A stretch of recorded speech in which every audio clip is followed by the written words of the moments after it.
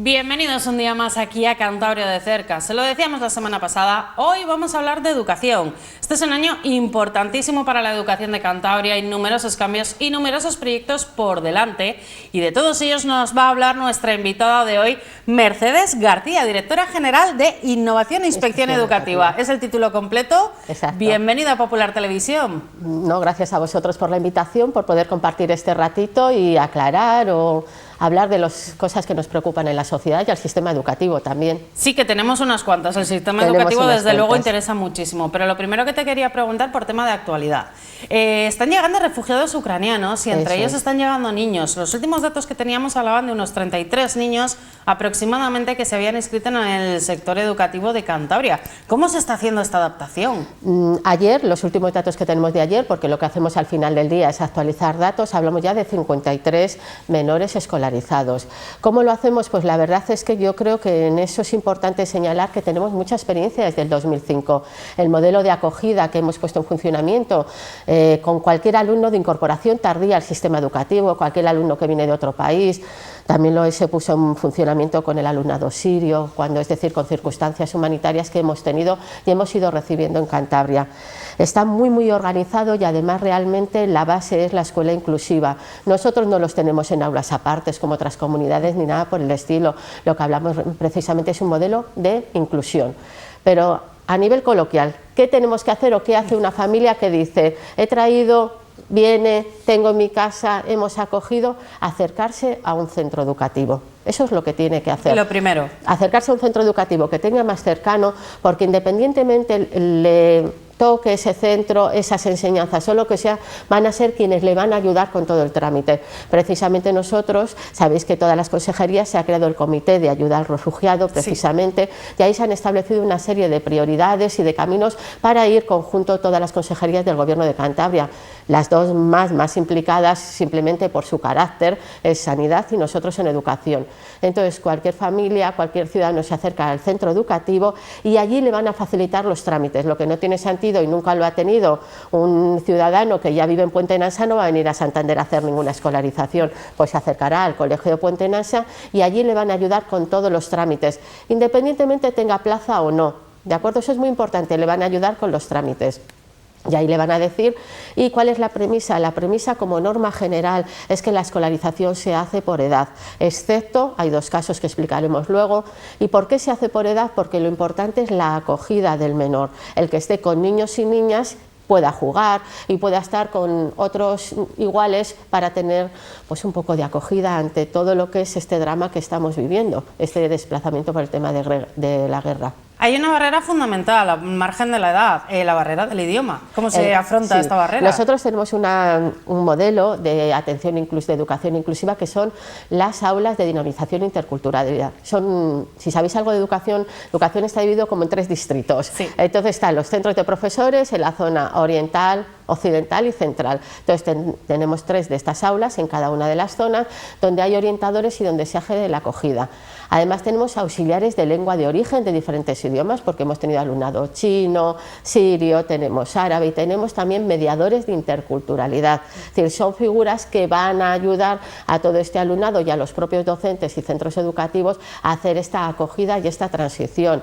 Lo cierto es que la experiencia nos dice que los idiomas eslavos aprenden prontísimo español, como los chinos, como determinadas otras lenguas, pero la acogida realmente está a través de las aulas de dinamización e interculturalidad. Tenemos una bolsa, además de precisamente que estamos haciendo ahora, de auxiliares de lengua de origen, que le acompañan durante todo este proceso. El alumno que tiene 12 años, que le correspondería primero de la ESO y cuarto de la ESO, el que tiene 15 o 16 años, en ese caso se le va a derivar a estas aulas que te digo, porque ahí se va a hacer una valoración, una orientación, porque piensa que son cursos clave, ¿de acuerdo? Primero de la ESO, cuarto de la ESO, cuando terminó precisamente la escolarización. Pero como norma general lo importante es que emocionalmente el alumno se sienta bien dentro del centro educativo y los centros educativos en Cantabria tienen buenos planes de acogida en estos y en otros casos, tienen una amplia experiencia, ya te digo, desde el 2005 que empezaron los primeros planes de interculturalidad.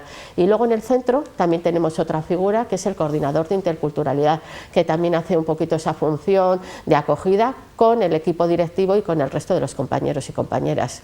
Estamos hablando de niños que vienen de situaciones muy duras. ¿Cómo se adaptan? ¿Qué tal funciona esa adaptación? Hemos tenido ocasión de visitar, tanto la consejera y yo, a varios albergues donde están acogidas. La situación es muy diferente de cada familia. Lo cierto que es que había un par de casos que nos comentaban que estaban en estado shock. Esto es como si mañana a nosotros mismos nos toca que coge una maleta y lo que quepa en una maleta sale tu casa.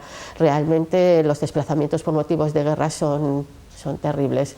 Los pequeñines son los que mejor se adaptan, los que has visto jugando más, pero imagino que esto no es fácil para nadie, no lo es. Realmente ahí va a haber un proceso que iremos viendo en las próximas semanas cómo se va acotando. Por eso hablamos de la escolarización por edad con su grupo de iguales, que pueda jugar con niños y niñas de su misma edad. Eso es básico realmente. ¿Y las excepciones que comentabas son precisamente estas? ¿Primero de la ESO, cuarto de la ESO? Primero y cuarto de la ESO, primero se hace una pequeña valoración, precisamente porque, claro, son aspectos claves. Cuarto de la ESO termina una etapa y ahí se hace una evaluación. Valoración, en definitiva, se hace de todo el alumnado que llega, pero en el aula de innovación intercultural se hace en primero y cuarto de la ESO. Es que yo no sé dónde está eso, no te preocupes, el centro educativo al que tú vayas te van a ayudar. Yo creo que esa es la premisa, que no nos tenemos que volver locos a dónde me toca, a dónde no me toca. Es que si subo, es que si tengo 15 años, 20 años o lo que sea realmente. Y se está, claro, evidentemente dando atención a la escolarización obligatoria. Luego han venido niños pequeñines de 2 y 3 años que también han querido escolarizarse porque es un país, hay muchos países que la escolarización no es tan temprana como la nuestra. Pues bueno, si la familia decide, se está preparado para ello. Hay plazas como para escolarizarlos y si no, pues se harán con la Dirección General de Centros. La consejería ya nos ha dado indicaciones para hacer desdobles o lo que se estime necesario. O sea, lo cierto es que, sí, perdona, que te he interrumpido, pero está funcionando rapidísimo, porque no hace tanto que han llegado. ¿Es la experiencia lo que se ha hecho poneros en marcha tan rápido? Yo creo que sí, que la experiencia, y también esto ha servido para visibilizar y agradecer el trabajo de estas aulas, de estos coordinadores de interculturalidad, de los orientadores. Tenemos muchísima práctica. Hay centros en Torrelavega que acogen mucho alumnado árabe, es decir, que es un mecanismo que está y que funciona, que la educación inclusiva funciona. A ver, entenderás más, entenderás menos, pero lo importante es todo el ambiente que te rodea y tenemos unos docentes que yo creo que están trabajando en el buen camino. Desde luego que sí. No sé si hay algún número de plazas máximo que Cantabria pueda acoger o es un mecanismo flexible. Nosotros ahora estamos escolarizando, en lo que hablamos, todo lo que llega. Lo que sí es cierto es que mañana precisamente yo en Madrid tengo una reunión en el Ministerio y la semana que viene lo tienen las consejerías. Nuestra consejera va a Madrid también a la reunión sectorial con la ministra, porque el plan inicial lo que se tenía previsto era un reparto equitativo entre todas las comunidades autónomas en el plan de acogida de refugiados, ¿de acuerdo? Pero lo cierto es que también están llegando por iniciativas privadas, familias que conocen, empresarios, autobuses. Entonces estamos dando respuesta a todo y a partir de mañana, durante toda la semana, el Ministerio nos estará diciendo. También os digo que este modelo es el que tenemos en Cantabria. Hay otros modelos donde tienen a los niños en otras aulas fuera que no procede. Entonces nosotros tenemos un rodaje ya de experiencia y de acogida y si es a todos, venga por los cauces oficiales de reparto en el Ministerio como el que llega por otras iniciativas. Los niños donde mejor están y las niñas es en un centro educativo y es en la escuela. Y con otros niños, desde luego. Efectivamente. Bueno, lo cierto es que se ha llegado a esta crisis cuando ya estamos empezando a superar la crisis del COVID. De hecho, las aulas, por ejemplo, ya han relajado muchas medidas. Ya no hay esas cuarentenas obligatorias, se pueden juntar los niños en los recreos. Ha sido un curso complicado con tantos cambios, porque desde el inicio de curso hasta ahora hemos tenido unos cuantos cambios de protocolo. Sí, efectivamente, pero si yo creo que de algo tenemos que aprender todos es que precisamente no todo puede ser tan previsible. Es decir, la pandemia durante los 2 últimos años nos ha obligado a tener que tomar decisiones en el momento de acuerdo a indicaciones, siempre siguiendo las instrucciones tanto del Ministerio de Sanidad y del Ministerio de Educación como de nuestra propia Consejería de Sanidad con su director general de Salud Pública al frente. Hay una broma que solíamos hacer, pero de verdad es que no hay 2 personas que puedan hablar más. Yo a veces digo, es que hablamos nosotros más que con nuestras familias. Reuniones constantes, ¿por qué? Porque precisamente hemos tenido que enfrentarnos a muchas cosas que no sabíamos, que hemos tenido que gestionar. Igual nos daban una indicación desde el Ministerio de Sanidad, Ministerio de Educación, y a las 4 o 6 horas llegaba otro comunicado. Yo creo que en eso la comunidad educativa todos hemos entendido cuál era la situación y efectivamente en el verano nos planteábamos un tipo de de escenario. Empezamos septiembre con un escenario bastante diferente y relajado, un poco más flexible, y luego nos metimos en noviembre-diciembre con un incremento impresionante de contagios y todo, pero en definitiva porque las escuelas son microsociedades, recogen lo que hay en la sociedad. ¿Cambios que hemos tenido? Pues sí, hemos tenido cambios, sobre todo. Sabéis que el 8 de febrero se quitó la mascarilla obligatoria en los exteriores, por lo tanto en el ámbito educativo en el exterior, pues bien sea en educación física en el exterior, los recreos, excursiones, todo el exterior se quitó la mascarilla, pero quizá el cambio más importante es el tema de las cuarentenas, efectivamente. Es decir, antes estaba exento de cuarentena aquel que o estaba vacunado o había pasado el COVID en los últimos 180 días, pero ahora realmente está todo el mundo exento de cuarentena, a no ser que una familia constate que su niño esté vulnerable, de algún tipo de riesgo, y haya estado en contacto con positivo, pues tendrá que hablar con su pediatra, que será quien le dé las indicaciones oportunas. Pero yo creo que ese es el cambio más significativo. Acuérdate, me permites, que habíamos ya pasado a un tema de como cuarentenas parciales. Sí, ya se habían relajado un poco esas exactamente, cuarentenas. pasamos de todo el grupo, sobre todo los grupos estables de convivencia infantil y primaria, iba a casa, a unas cuarentenas parciales en las que ya se analizaba si estaba exento o no de cuarentena, a lo que tenemos ahora encima de la mesa. Desde luego, las aulas ya han recuperado, entre comillas, la normalidad, aparte de esas mascarillas, y la educación en general. Se va recuperando, yo creo que la normalidad. Los docentes han hecho un esfuerzo por dentro de lo que se ha podido tener lo que es normalidad, con todas las experiencias educativas y todo. Y luego, hombre, el tema de las excursiones, hemos podido recuperarlas con pernocta, que estaban muy limitadas. Entonces, en ese aspecto vamos avanzando. Pero ha habido actividades muy creativas, sobre todo en infantil y los primeros cursos de primaria. A las personas que conocemos con mascarilla, nos explican los psicólogos que el cerebro completa la imagen, y cuando completa lo que tú no ves, completa de manera simétrica. Entonces, a veces ahora, pues el salir al patio separados y que los niños pequeños y las niñas pequeñas puedan ver a su docente sin mascarilla, porque nos pasa a los adultos que conoces a alguien y cuando se quita la mascarilla en el exterior dices, me lo había imaginado. Yo no soy capaz de reconocerles normalmente, ¿eh? A la gente, si la acabo de conocer con mascarilla, me cuesta luego muchísimo conocerles sin mascarilla. Hay un mecanismo psicológico, sí. Entonces, bueno, pues en esto la verdad es que es más positivo. Parece que no, pero desde la barba, o sea, es que hay muchísimas cosas que están influyendo. Es lo que llamamos el currículo oculto, es decir, el cómo conocemos a las personas y todo. Y bueno, seguiremos avanzando siempre en las condiciones que nos diga la Consejería de Sanidad, el Director General de Salud Pública. Muy importante, durante el COVID duro, el confinamiento duro, se ensayaron diferentes fórmulas, evidentemente fórmulas de emergencia, pero esa educación a distancia, la verdad que los resultados no han convencido nada. Mejor la educación presencial. Es que eso no hay ninguna duda. Yo creo que ahí lo que se ha puesto encima de la mesa y de manifiesto es el importante papel social que tiene la educación.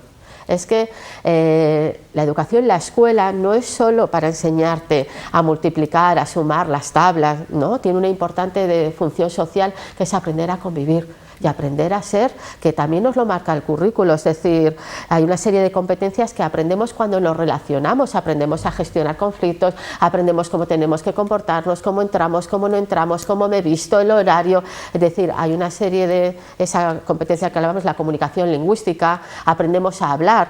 Nuestros adolescentes aprenden a hablar, que hay diferentes contextos sociales, que puedes hablar de una manera en un sitio, en otro, y esa función social y educativa de aprender a ser y aprender a convivir la tiene la escuela, y yo creo que eso es lo que ha puesto de manifiesto esa escuela como un importante elemento para la construcción de la persona, de la identidad, para aprender a ser, para la formación integral. El que limitaba solo a contenidos conceptuales la escuela, que es muy poca gente, ha visto que encima de la mesa realmente había otra serie de circunstancias, y luego también ha puesto encima de la mesa cosas que ya sabíamos de alumnado muy vulnerable, sí, que comía en el comedor escolar, estaba atendido en el comedor escolar, pero que cuando llegaba a su casa la realidad era otra. Ha habido realidades sociales importantes que a veces el niño o la niña, como está en el centro educativo, no tiene que ver. O sea que la función de la escuela es innegable. Y lo hemos hecho muy bien, porque cuando después del confinamiento salimos, me acuerdo que durante todo el verano fue terrible. La consejera recibía cartas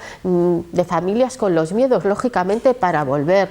Cantabria apostó por volver presencialmente y es lo mejor y la mejor decisión que se pudo tomar, con indicaciones desde el Ministerio. Tenemos que volver al aula, ya veremos cómo lo organizamos, cómo no lo organizamos, pero los niños, los jóvenes donde mejor están son entre iguales, aprendiendo un montón de cuestiones que no se limitan solo al ecosistema, al ciclo del agua y otra serie de circunstancias.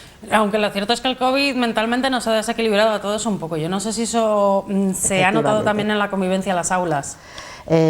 Vamos a diferenciar como dos aspectos. Ya el confinamiento, como te llega algo, tenemos tanta manía o tenemos, el ser humano quiere prever, quiere tener todo previsible. Entonces ahí ya en el confinamiento fuimos la primera comunidad autónoma que publicó un pequeño manual de autocuidado y de gestión emocional, con tareas muy sencillas, íbamos mandando material también a los centros, a las familias, y efectivamente sí es cierto que nos ha afectado a todos y a los niños y a las niñas todavía más. La convivencia ha sido diferente, evidentemente, ha sido de casi estar ahí confinados, incorporarme, y tengo que volver a recuperar rutinas, tengo que volver a recuperar pues, habilidades sociales que realmente se habían quedado ahí en el tintero. Si esto lo relacionamos con la convivencia y si la pregunta implícita es ¿ha aumentado el número de...? Exactamente, ¿ha aumentado el número de casos de acoso escolar, de problemas de convivencia en los centros escolares? Ha aumentado el número de notificaciones, esto es muy importante. En los últimos 3-4 años se está haciendo una campaña de visibilización y de concienciación, es decir, a la menor duda que pienses que algo no está siendo adecuado dentro del aula, abre el protocolo.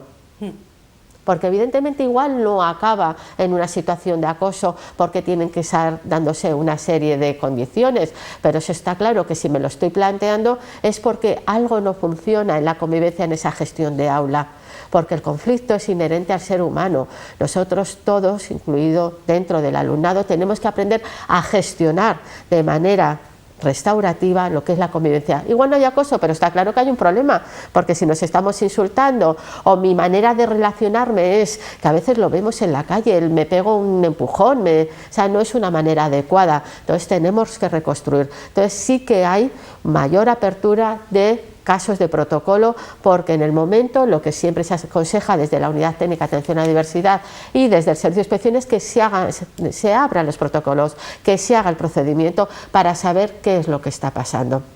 También es cierto que es una tarea de toda la sociedad, porque hay cosas que saltan a las aulas de fuera de actividades del fútbol, del uso no adecuado de las redes sociales. Entonces todo eso tenemos que construir toda la sociedad. Entonces en datos, pues si es cierto, por ejemplo, el año pasado se abrieron 62 protocolos con un resultado de 17 casos en los que se constató que había acoso, y este año hemos hecho un estudio a la fecha de la semana pasada y de momento llevamos 35 protocolos abiertos, pero por eso es que no sé si lo tengo que abrir o ábrelo, que nos va a ayudar a todos, va a poner encima de la mesa qué es lo que está pasando en ese aula para que precisamente veamos que algo no fluye, y eso es muy importante. Pero lo que te comentaba, de hecho el Observatorio de la Convivencia está compuesto por un montón de miembros de diferentes ámbitos para dar respuesta. Es una tarea de todos, tenemos que construir entre todos, y lo que no puede decir, y eso es lo que no decimos, bueno, es que como es de la calle el fin de semana en las redes sociales ya, pero salta al aula. E independientemente de todo esto, el trabajar por competencias trabaja también eso que hablamos en el uso responsable de las redes sociales. Nuestro alumnado tiene que entender, todos tenemos que entender, que pasar una foto no adecuado, un comentario no es adecuado, pero también las medidas son siempre educativas. Yo entiendo que a veces se piden medidas más punitivas, que dicen, no, es que no, las medidas dentro del ámbito educativo son educativas. Y además nosotros, desde el principio, desde el 19, se estableció una coordinación con diferentes ámbitos, son protocolos que están permanentemente en revisión, varias asociaciones nos han hecho llegar para actualizarlo, para que sea más adecuado, digamos, en su tramitación, y con la Policía Nacional y la Guardia Civil nos reunimos periódicamente para analizar todos los casos con el plan director. Muy importante, pero más temas, porque comentaba que este es un año fundamental para la educación en Cantabria. Uno de los motivos es la llegada de fondos europeos. Desde luego se quieren aprovechar esos fondos para dar ese salto en la educación de Cantabria. ¿Qué es lo que se va a hacer?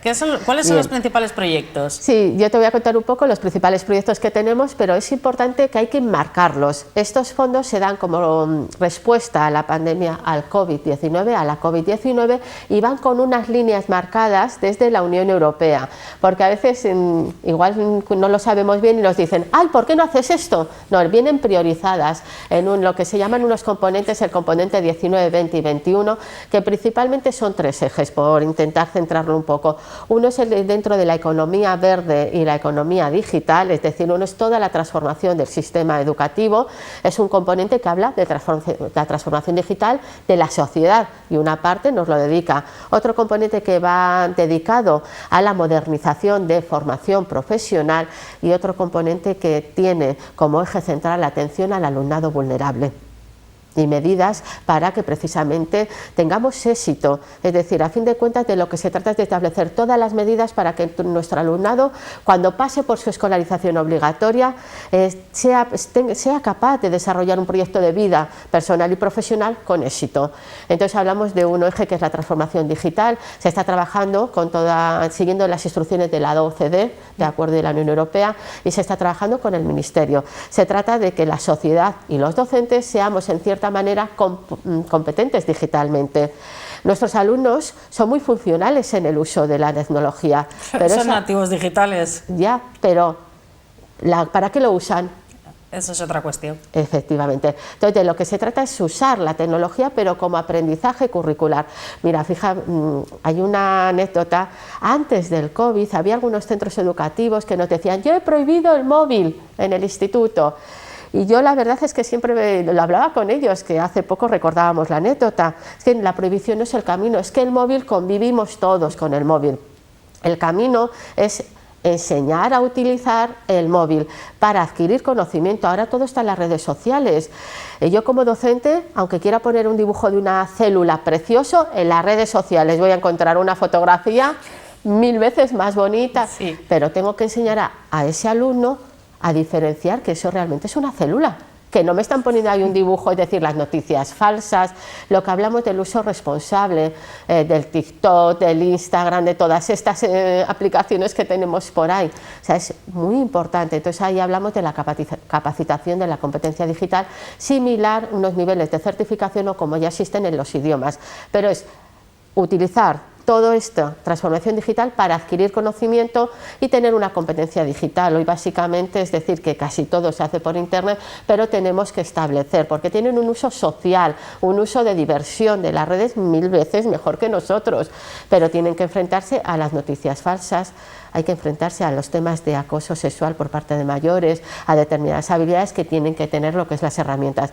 Ese sería como un eje que tenemos con la llegada de los fondos europeos, que evidentemente nos va a ayudar muchísimo. Y se hace estableciendo unas líneas que establece el Ministerio de Educación, ¿de acuerdo? De trabajo y de por dónde tenemos que caminar.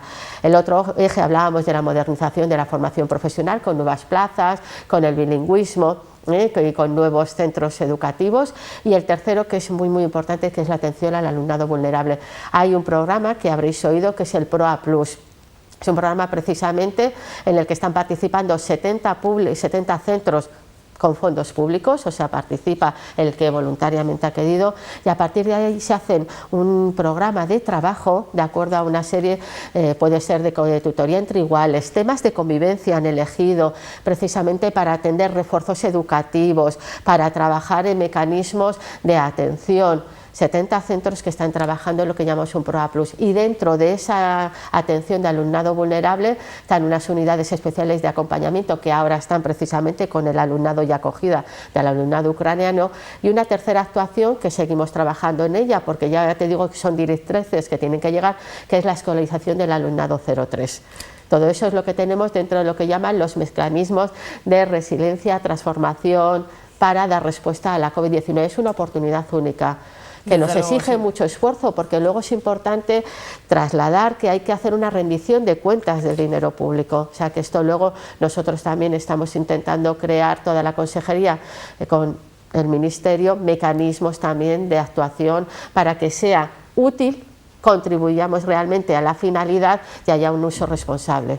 Y ya brevemente para terminar, que nos vamos quedando sin tiempo, es un año muy importante también con la nueva ley educativa. Ahí tenemos opiniones para todos los gustos, pero ¿qué postura tiene desde el Gobierno de Cantabria la Consejería de Educación sobre los cambios que va a traer esta nueva ley? Mira, la nueva ley, la LOMLOE, ha habido muchas noticias también falsas, muchas historias.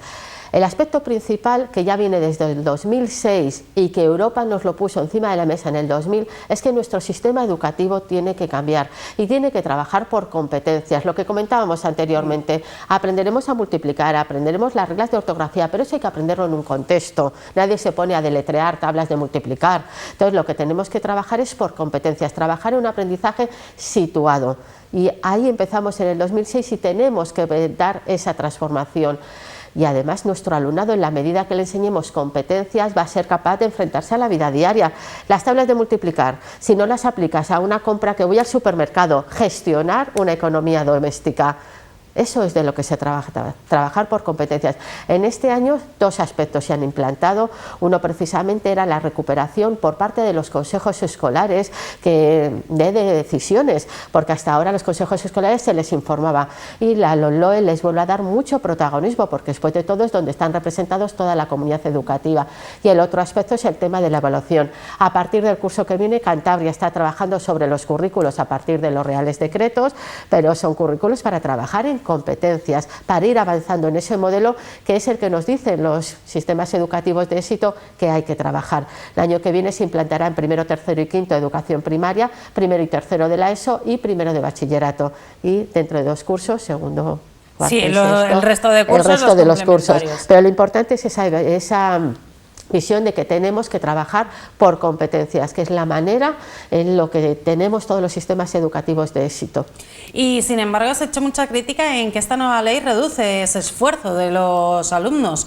De hecho, la última adaptación, una de las que comentabas, el tema de la evaluación, con ese paso, con asignaturas suspendidas, etcétera, etcétera. Vamos, una serie de medidas. Pero se hace mucho hincapié en que se exigen menos esfuerzo a los alumnos. No se exige menos esfuerzo. Nosotros lo que tenemos que ver realmente es trabajar. Cuando se dice, es que menos esfuerzo, es que ahora pueden pasar con sus pensas, no.